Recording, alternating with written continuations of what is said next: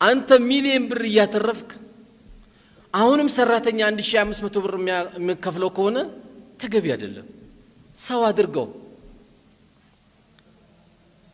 خير الناس انفعكم ከናንተ መካከል በላጫችሁ ሰው ማለት ማን ነው አሁን እጃችሁን አውጣችሁ ማን ነው ብላችሁ ማን ነው የምትሉኝ ቆንጆ መኪና ያለው ልትሉ አይደል እኛ ሰፈር ቆንጆ ቤት ይሰራው ልትሉ ነው አይደለም ከኛ መካከል አሁን እዚህ ውስጥ ካለነው ሰዎች ሁሉ በላጫችን ማመሰላችሁ ሰውን የጠቀመ ሰው ነው አንድ ሰው ወደ ሰው ነኝ የሚለው ለሰው መኖር የጀመረ ጊዜ ነው እንጂ ጥሩ ነገር ገባ በር መቆለፍ ከሆነ ይሄ የኛ ሱና አይደለም ቆንጆ ጥብስ ቤታችን ሸተተ እዛች ጋር አፍንጫቸው የሚጣመም ሰዎች አሉ አረ አፍንጫቸው አይደለም አይናቸው ከፈለገ ይጥፋያል ከመቆለፍ ከሆነ ይሄ ከኛ ይተበቅ እንግዲህ ያው ኮንዶሚኒየም ያላችሁ አላህ ይዘንላችሁ የኮንዶሚኒየም የጎረቤት ሀቅ እንዴት እንደሚሆን ያላቀም በጣም ከባድ ነው አንድ የእስልምናን ግንዛቤ የተገነዘበ ሰው የኮንዶሚኒየም ኑሮ ሐቁ በጣም ከባድ ነው የተጣበቀ ግድግዳ ነው የማይሸት ነገር የለም የማይሸተው ሁሉ ይሸታል በጣም ከመቀራረቡ የተነሳ እንግዲህ አላህ ሰፊው ቤት አላህ ይስጠን ስለዚህ አነስ ኢብኑ መሊክ በዚህ መልኩ ነበር የሄደው አቡ ሁረይራ ምን ያሳለፈው ለዲን ከሰባቱ ደግሞ ሰሃባዎች በጣም የምትገርመው ደግሞ እናታችን አይሻ ከሺህ በላይ ሐዲስ ያፈዘችናት እነ ጃቢር ኢብኑ አብዱላህ አሉ እና አቢ ሙሳ አልአሽዓሪ አሉ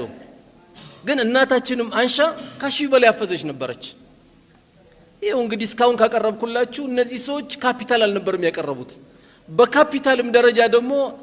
10 ጀነት የተመሰከረላቸው ሰሃቦች በአብዛኞቹ ሚሊዮነር ሳይሆኑ ቢሊዮነር ነበሩ ብራቸውን አያውቁትም ግን ለእስልምና አስረከቡ ዲኑን خدሙበት አላዋረዱትም ይሄን ዲን በደንብ ጠበቁበት የሚደረገው ነገር ሁሉ አደረጉ ደህይተው ድንጋይ አስረው ነው የሞቱት ረሃቡ ማለት ነው ስለዚህ አላህ መርጦ ወፍቆ ስለ ዲን እንድትቆረቆር ማድረግ ቀላል ነገር አይደለም ምን ያለው እዚህ መስጊድ ስንመጣ ሰፈር ላይ እዚህ ጀማ ምን ሰግዶ ወንድሞች ስንመጣ ይህንን ብር አውጥቶ እዚህ መስጊድ የሰራው ሰውዬ ምን ያለን ቀናበታለን መቅናት ማለት እኮ ይሄ መስጊድ የሰራው ሰውዬ ነው መቅናት ያለብን እኔ እንዴት ነው ከዚህ የበለጠ ሰፊ መስጊድ መሰራው ምን አለ በዚህማ ብንቀናና ማንንም እኮ የጀሃነም የለም ሁሉም የጀነት ነበር ዛሬ የሚቀናናው ከታባቱ የመኪና መጣው ነው የሚለው ከታባቱ አመጣው ባቋራጭ አመጣው እንዴት ሰራው ግን ቤቱን ይላል ምን አገባንኛ ትራፊክ ነን እንዴ አላህ ለጠላቱ የሚሰጥ የለ እንዴ ዱንያ ወንድም አይጣብ እንጂ ቀና ይበልለ ኑር መስሎ ይድለ አንድ አዝማሪ 10 ሚሊዮን ብር መኪና ሊይዝ ይችላል ያዝ ወንድም ምን አስገረመ መስጊድ የገባ ቂብላ የገባ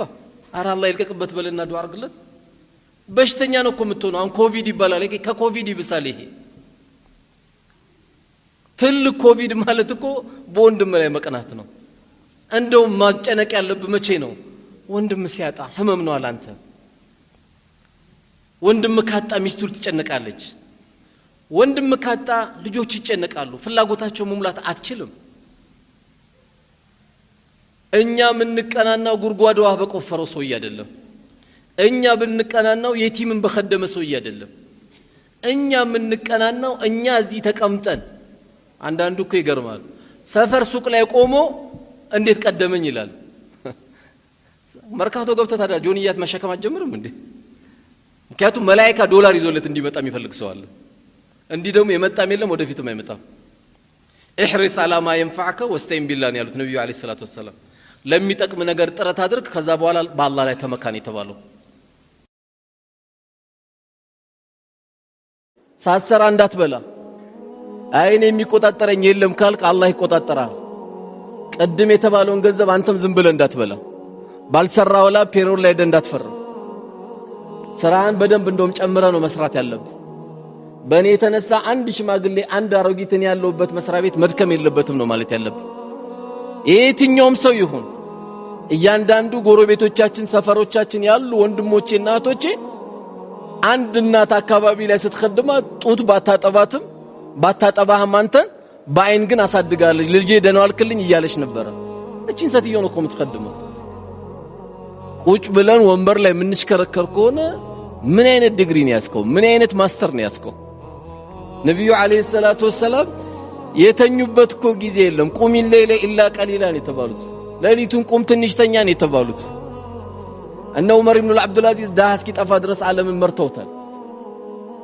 አንበሳና በግ አብረው እስኪኗኗሩ ድረስ መርተውታል። እኛም ትንሽ ቦታ ዛሬ ትንሽ የሚባል የለም። ከቀበሌ ጀምሮ ያለ ሰው ዝም ብለ ደሞዝ አትብላ፣ አይጣፍጥም ምግቡ። አንተ ያልጣፈጠ ድንገት ባለቤት ጋር የምትጣላው ጨው ለምን አልጨመርሽም ወጡ ላይ ትላለህ። መጀመሪያ ስራ ላይ ጨው ስለሌለው ስራ ላይ ጨው ስለሌለው ለዛ ነው ወጡ ያልጣፈጠ። የማይገባን ደሞዝ ወስደነው ሰው ኸድመ ሸኝተ ቢሆን ደግሞ ወጡ እንዴት ይጣፍጣል መሰለ። የሐላል ብር ሁሌም ጣፋጭ ነው። ነብያችን ሰለላሁ ዐለይሂ ወሰለም በሐዲሳቸው ምን ብለውናል? በሁለት ከንፈሮቹ መካከል ያለውን የጠበቀልኝና በሁለት ታፋዎቹ መካከል ያለውን ብልቱን የጠበቀልኝ ለጀነት ዋስ ሆነዋለሁ አሉ። ለጀነት ዋስ ሆነዋለሁ አሉ። ይሄ ምንድናቸው? ሐራም ነገር ከመስራት ብልትን መጠበቅና አላስፈላጊ ንግግሮችን ተናግሮ ከሚያናግረው ምላሳችን የተቆጠበና ምላሱን የጠበቀ ሰው ለጀነት እኔ ዋስ ሆነዋለሁ አለ። አላህም በተከበረው ቃል ምላስን ሲያስጠነቅቀን ምንድን ያለው? ወይሉ ሊኩሊ ሁመዘቲን ሉመዛ አለ። ወየውላቸው ሰው ለሚያሙና ሰው ለሚወጉ አለ። ምክንያቱም ምላስ በጣም ይወጋል፣ ሰዎችን ከስራ ያወጣል፣ ትዳር ይበጠብጣል። በተለይ ሰምቼ ነበረ ሳሰማ አልቀርም ይመስለኛል እያልን የምናወራቸው ወሬዎች ብዙ የተስተካከሉ ቤቶቻችንን ያበላሹብናል። እና ይሄ ምላስ የሚባለው ነገር በጣም ከባድ ነው። ከምላስ ጋርም ደግሞ አብሮ የሚገኘው ለዚህ ነው ነብዩ አለይሂ ሰላቱ ወሰለም ላ يدخل الجنة ነማም አሉ። ወሬ ከዛና ከዚህ የሚያሳብቅ ሰው ጀነት አይገባም አሉ። ከዛና ከዚህ ወሬ አምጥቶ ማስታረቅ ነው እንጂ በትክክለኛ ከዛና ከዚህ ወሬ አምጥቶ የሚያጋጭ ሰው ወሬ የሚያመጣ ሰው ጀነት አይገባም ነው ያሉት። በትክክለኛም ዛሬም ቤታችንን፣ ስራችንን፣ ጉርብትናችንን፣ ጓደኝነታችንን ስናያቸው ከዚህ የሚያልፉ አይደሉም ማለት ነው። ስለዚህ ምላሳችን ትልቁ ለምላሳችን ደግሞ እንድንጠነቀቅ የተነገረ ምንድነው? ሐሜት፣ የወንድምን ክብር መዝለፍ፣ ማሳነስ፣ በማይገባ ቦታ ስሙን ማንሳት። እናታችን አንሻ አላህ ስራዋን ይወድላትና የረሱላችን ሰለላሁ ዐለይሂ ወሰለም ሚስት የሆነችው የአቡበከር ሲዲቅ ልጅ የሆነችው በወሬ የተነሳ ባልተረጋገጠ ወሬ ይህን ሰርታለች ተብሎ ለረጅም ቀናቶች አይኖቿ አልደረቁም ነበረ። ምክንያቱም ወሬ ለአንድ ሙሚን በጣም ከባድ ስለነበር የተወራባት ወሬ ዚና ሰርታለች ወይም ዝሙት ሰርታለች ተብላ ነው። ነገር ግን ለረጅም ጊዜ አይኔ ሁሉ አልደረቀም ነው የምትለው። ምክንያቱም ምላስ ስብራቱ ከባድ ነው። በተለይ ምንም የማያውቅ ሰው በሬ ወለደ ተብሎ ወሬ የሚወራበት ሰው በጣም ይጎዳዋል። ለመጠገን በጣም ትቸገራለህ። በተለይ ደግሞ እንደ ሀገራችን ባህልና አኗኗር ህዝብን ለመበተን እንደ ወሬ ቀላል ነገር የለም።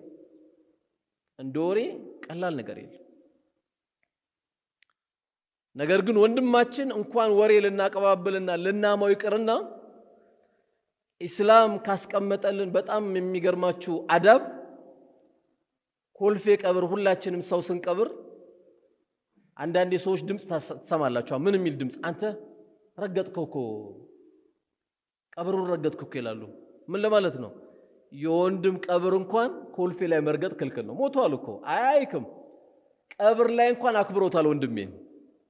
ቀብር ላይ አክብሯታል እህቴን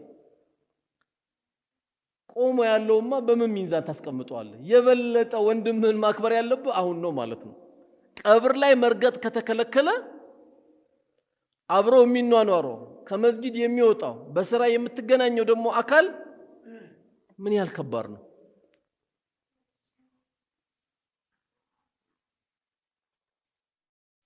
ስለዚህ ለማህበረሰቡ ትልቅ ነቀርሳ የሆነው ምንድነው ሐሜት ወይም አሉባልታ ነው ለዚህ ነው አላህ ሐሜት ምን አይነት ቆሻሻ እንደሆነ በሚገርም ምሳሌ ነው የነገረን አላህ አዩሂቡ አሐዱኩም አያእኩለ ለሕመ አኺሂ መይተን ፈከሪህቱሙ ማለት አንዳችሁ ቢላ ተሰጧችሁ የወንድማችሁን ስጋ ቆርጣችሁ ብሉ ብትባሉ ትበላላችሁ አለ አላህ ምንም አዲስ አበባን አያውቅም አላህ ወደ 10 ፎቅ ሊሰጠው ይችላል እኛ ምን አገባን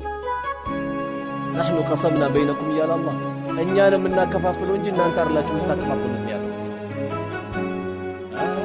ምክንያቱም ከሐሜት ጀርባ አጠገቡ ምን አለ አንድ ሰው ሲያማከው ውስጡ ሌላ በሽታ አለ ምንድነው እስቲ ማን ነው የሚነግረኝ ምቀኝነት አለ የሚያማሰው እኮ ምቀኝነት ስላለው አላህ ደግሞ ምን አለ አም يحسدون الناس على ما آتاهم الله من فضله እኔ ባከፋፈልኩት ርዝቅ ነው እንደናንተ የምትመቀኛኙት አለ ስለዚህ ከማን ጋር የተጣለው ከአላህ ጋር አከፋፋይ አላህ ነው አንተ የተሰጠ ድርሻ ካለ ለሚገባው አካል ማከፋፈል ነው ካለ ካንተ የሚጠበቀው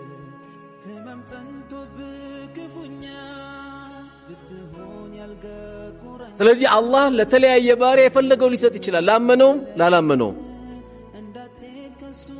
ላመፀውም ላላመፀውም አላህ ለፈለገው ይከለክላል ለፈለገው ይሰጣል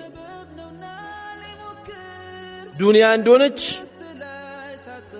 950 ዓመት እድሜ ኖረው የሚሄዱ የኑ ህዝቦች አልፈውበታል ይኸው 60 እና 70 ዓመት ደግሞ ተብሎ የተነገረው ይሄ ኡማ ነው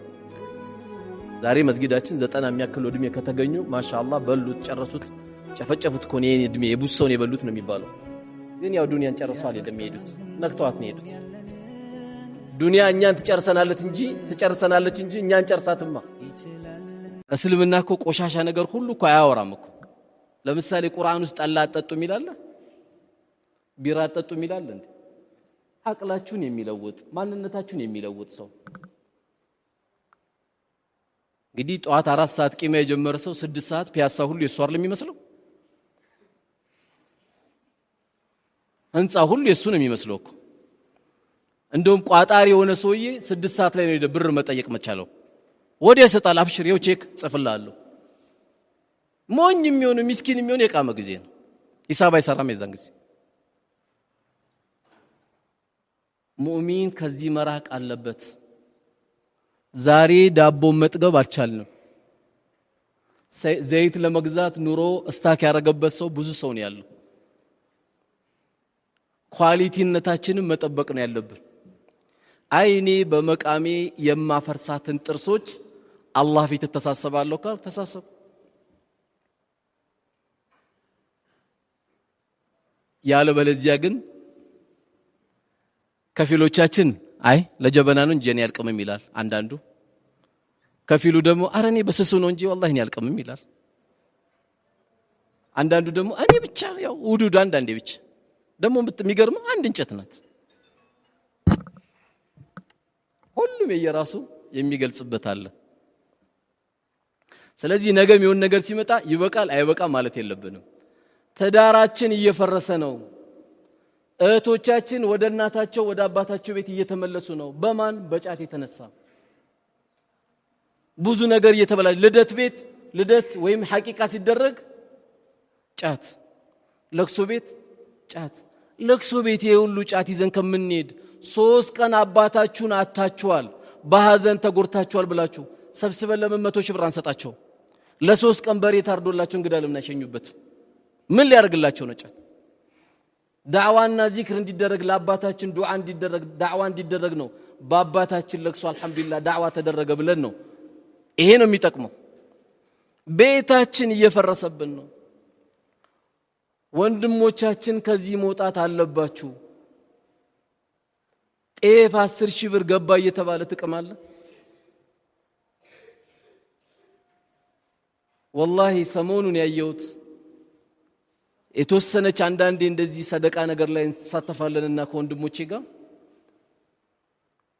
የዚህ አይነት ነጭ ጤፍ ካየን 7 አመት ነው አሉኝ አንድ ሰትዮ